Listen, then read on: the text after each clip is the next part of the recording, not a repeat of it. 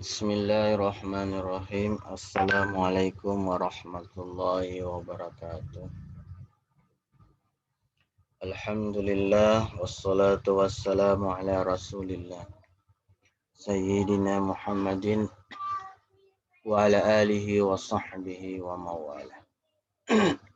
Alhamdulillah,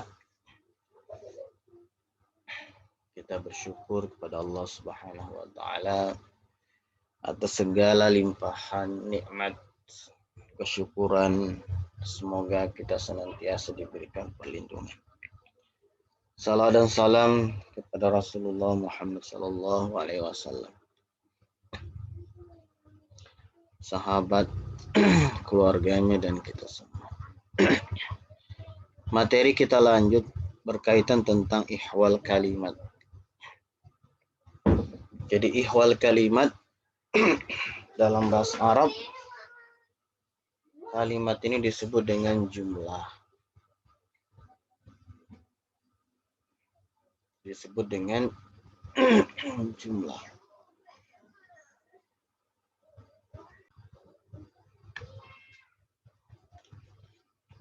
Jadi jumlah istilah yang digunakan adalah jamula. Dua makna dasar, banyak dan bagus. Jumlah bisa juga berarti kumpulan. Maksudnya hasil penambahan yang tidak dapat dipisah-pisahkan. Oleh karena itu, kumpulan kata yang tidak dapat dipisah-pisahkan maka disebut dengan jumlah.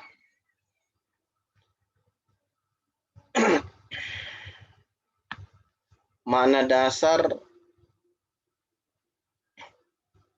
itu ada dua karakteristik kalimat. Pertama, kalimat itu merupakan satuan dari sintaksis, baik dia secara eksplisit maupun implisit. Minimal ada dua kata. Misalnya kata kalimat qara'a Muhammad. Jadi gabungan dari qara'a dan Muhammad.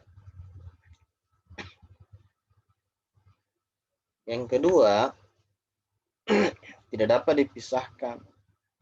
Artinya apa? Setiap unsur kalimat itu tidak dapat berdiri sendiri.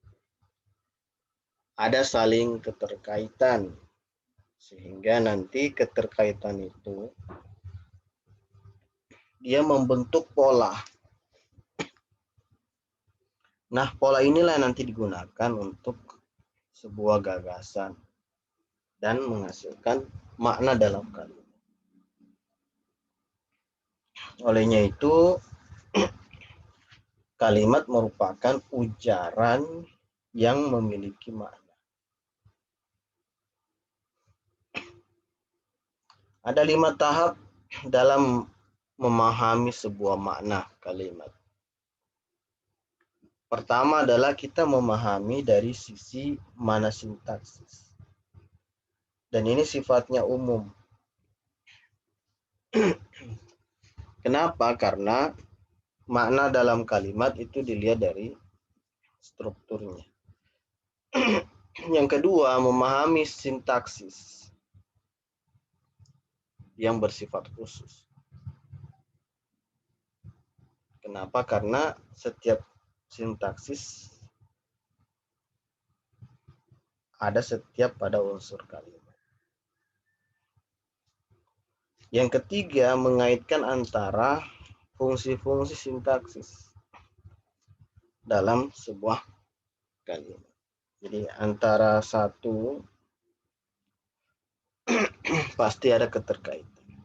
Yang keempat, ada isyarat struktural yang perlu dianalisis secara morfologis. Jadi ada perubahan kata, itu perlu dianalisis secara morfologis. Yang kelima, kosakata itu harus dimaknai dengan keempat paham di atas.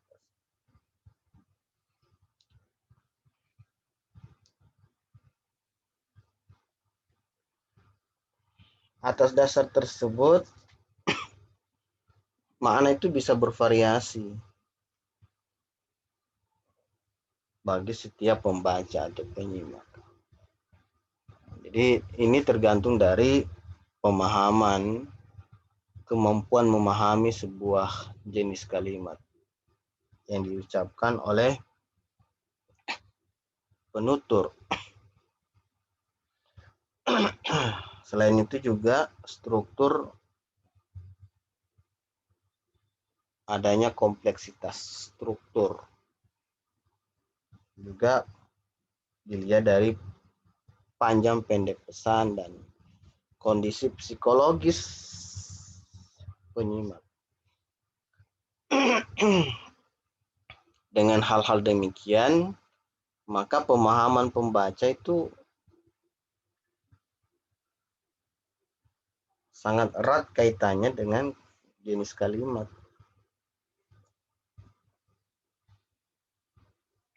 Olehnya itu perlu ditelaah tentang sintaksis.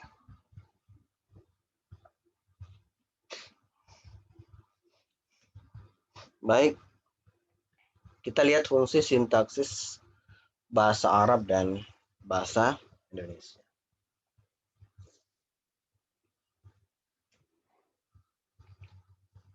Dalam bahasa Arab, setiap kalimat itu dipahami ketika ada hubungan antar kata.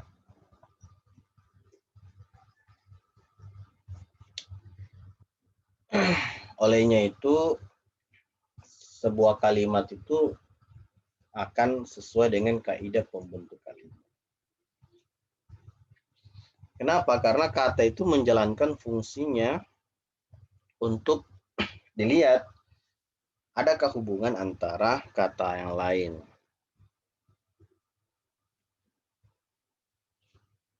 Karena setiap kata itu biasanya memiliki kedudukan. Dan kedudukannya itulah yang menjadi fungsi dalam kalimat. Ini disebut dengan fungsi sintaks. Nah, dalam bahasa Arab istilah ini disebut dengan i'rab. Misalnya ada yang panjang, ada yang pendek, kemudian ada yang bersyakal dhamma, fathah, kasrah, dan seterusnya. Sehingga setiap kata itu memiliki fungsi dalam kalimat. Nah, ini menjadi fokus kajian dalam sintaksis.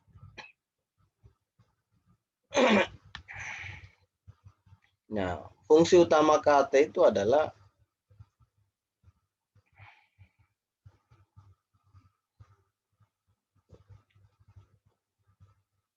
untuk melihat hubungan antara satu kata dengan kata yang lain. Inilah yang disebut dengan fungsi sintaksis. Karena setiap kata itu pasti ada dalam kalimat bahasa Arab.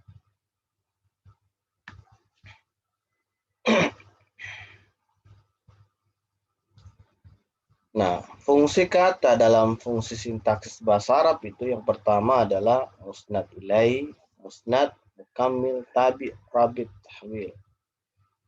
Seperti apa penjelasannya? Yang pertama adalah musnad ilai.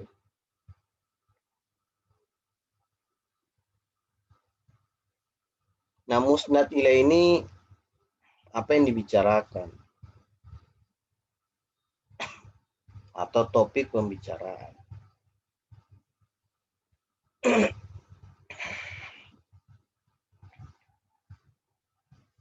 Sehingga yang disandari oleh musnad. Nah, ini dibedakan dengan adanya i'rab. Misalnya ada fa'il, naibul fa'il, ada mubtada, isim kana, isim inna.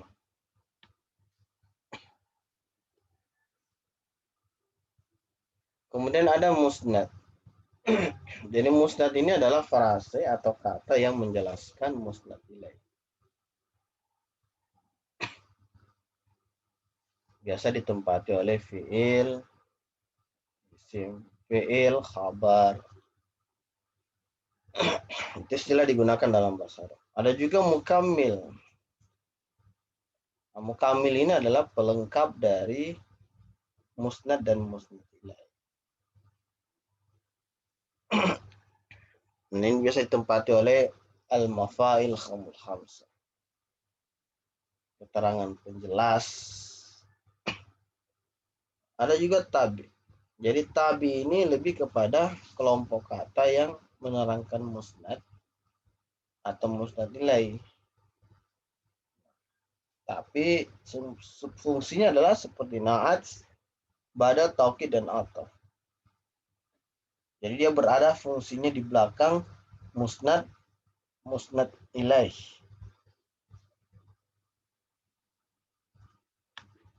Yang berikut rabit.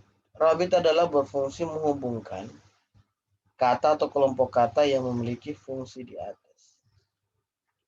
Biasanya ini pada masuk kategori harfu jar, harfu atfi, ya.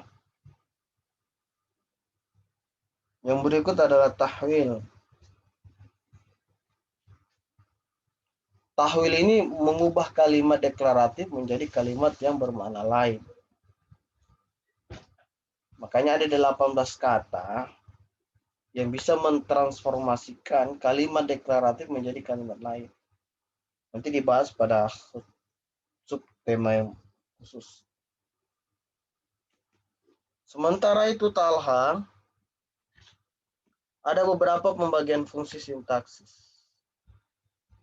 Jadi di samping fungsi musnad dan musnad ilaih, bahwasanya ada juga fungsi yang lain, itu fungsi maf'ul, majrur, nawasikh, atau mansubah.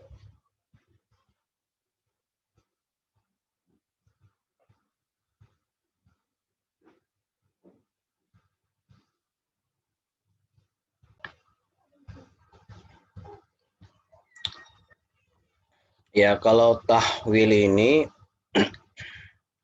mengubah kalimat yang deklaratif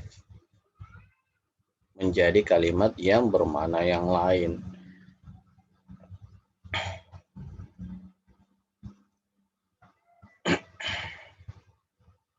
Jadi di samping dia berfungsi sebagai musnad, musnad ilaih, juga ada fungsi maf'ul, jar majrur. Itu beberapa fungsi-fungsi dalam kalimat.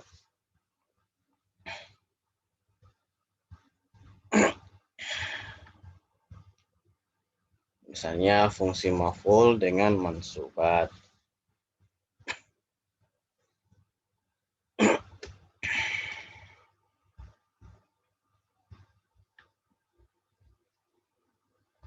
Jadi penjelasan di atas itu membuktikan bahwa ada fungsi dan kategori serta peran dalam linguistik secara umum. Misalnya maf'ul, dia sebagai objek, sehingga dia subfungsi mukammil. Kenapa sebagai subfungsi? Pelengkap, karena bisa digunakan, bisa juga jarang digunakan. Sementara kalau pelaku atau fa'il, dia sebagai subjek. Kenapa? Karena dalam masuk kelompok peran, ya, analisis, tentu analisis fungsi sintaksis. Ini tidak ada sendok besi, cuma ini Bunda bilang. Papa kan ayah. Jadi ada memadukan antara musnad dengan musnad ilaih.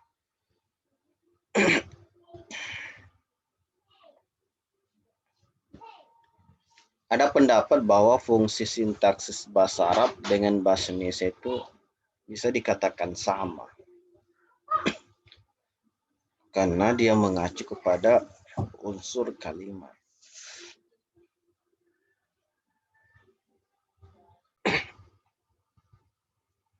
Nah, kenapa dikatakan ada kesamaan? Karena dilihat dari tugas setiap unsur kalimat.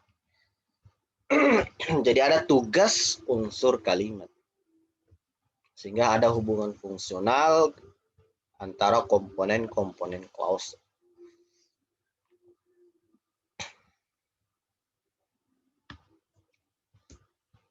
Kalau bahasa Indonesia ada subjek, predikat, objek, pelengkap, dan keterangan.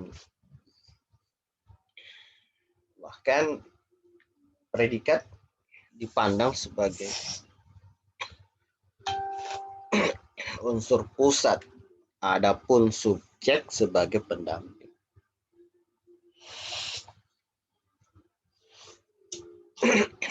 Kenapa bisa seperti itu? Karena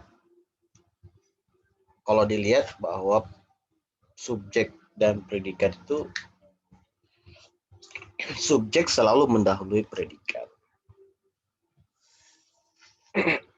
Kemudian predikat itu sering ada ditandai dengan afiks. Apakah dia akhiran, awalan, atau gabungan dari imbuhan.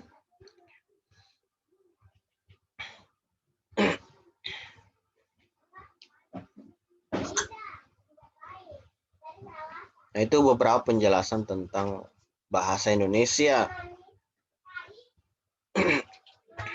Sehingga ada yang berbentuk nomina, verba, adjektiva.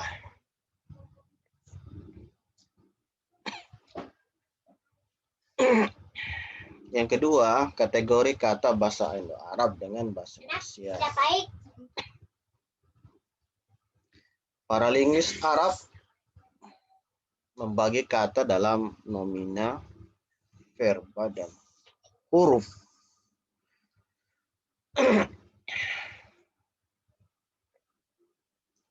Nah, bagaimana nomina dalam bahasa Arab?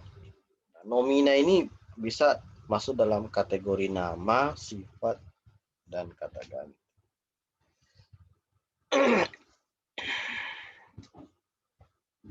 Verba dalam bahasa Arab, lampau, kini, dan akan datang. Kemudian zarf, menunjukkan waktu dan tempat. Adapun sarana, kata sarana, biasanya dia sebagai konektor, penghubung. Bisa sebagai harfu jar, sebagai preposisi dalam istilahnya, atau sebagai harfu atfin, konektor.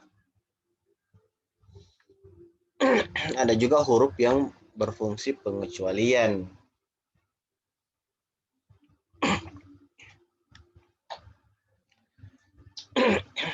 Nah, selain kategori itu ada juga kategori al-khawalif. Jadi di luar dari 4 kategori di atas. Misalnya untuk bentuk-bentuk ta'ajub.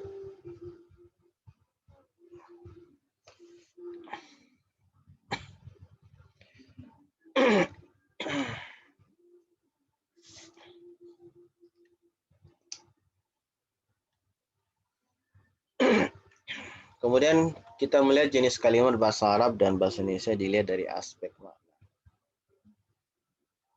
Yang pertama kalimat positif atau jumlatul musbatah. Apa maksudnya kalimat positif? Yaitu kalimat yang menetapkan keterkaitan antara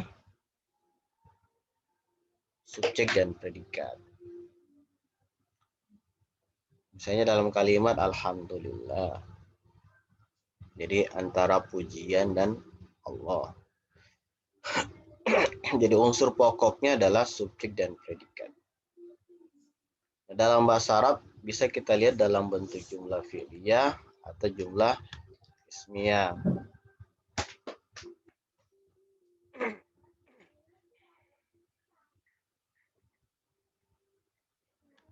Jadi istilahnya jumlah fi'liyah, jumlah ismiyah.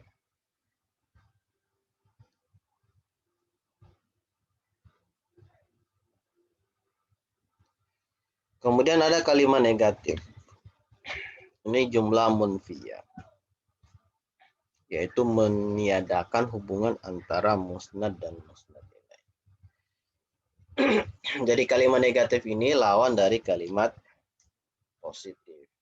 Biasanya menggunakan ma, la, lam, lama, lam. Atau mazala, laisa, lat. Kemudian kalimat asertif jumlatin muakkad. Biasa diawali dengan huruf tanbih atau al-qasam. Kemudian kalimat tanya jumlah itu ismiyah.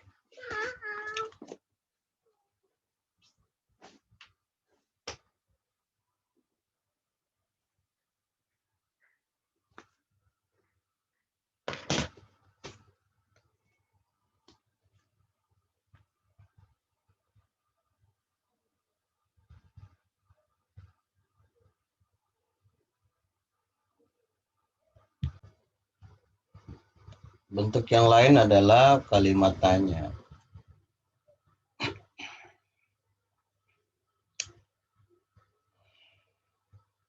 Bisa menggunakan hal, kam, aina, kaifa, dan lain-lain.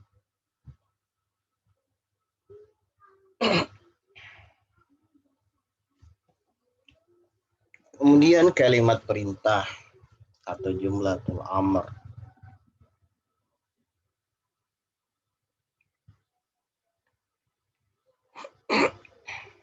Jadi kalimat perintah ini adalah kalimat tuturan yang disampaikan oleh pihak yang lebih tinggi kedudukannya kepada yang lebih rendah agar melaksanakan suatu perbuatan.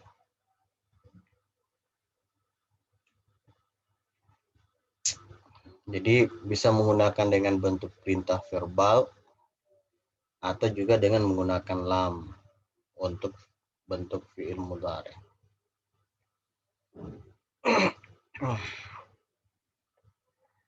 Kemudian kalimat larangan dalam bahasa Arab disebut jumlah nahi.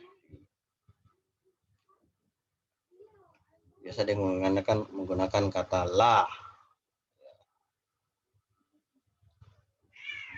Ada juga kalimat sindiran dan kalimat anjuran, jumlatul ad atau jumlatul tahdid.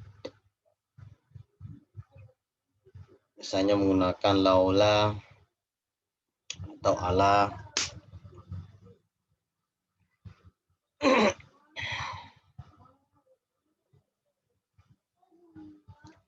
Juga ada kalimat yang menyatakan angan-angan, biasa disebut dengan tamanni. Laula, alla, laita. Kemudian ada jumlah taraji, harapan, la'alla, wa'asa. Ada juga jumlah doa. Itulah bentuk-bentuk jumlah kalau kita lihat dari bentuk kalimatnya. Termasuk juga jumlah nida atau kalimat seruan. Ada juga kalimat syarat, jumlah tu syartiyah.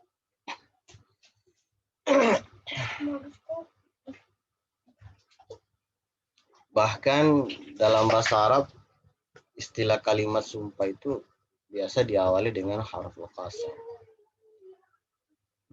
Bagaimana yang kalimat interjektif, yaitu kalimat ta'ajjub.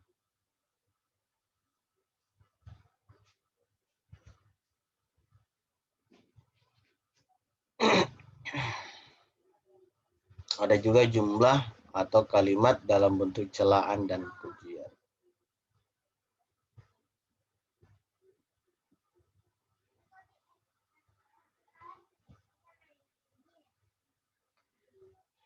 Bagilah untuk pertemuan hari ini, mudah-mudahan bisa dipahami. Tugas Anda adalah silakan membuat rangkuman resume untuk materi hari ini. Hasil resume itu Anda rekam dalam bentuk audio. Demikian. Assalamualaikum warahmatullahi wabarakatuh.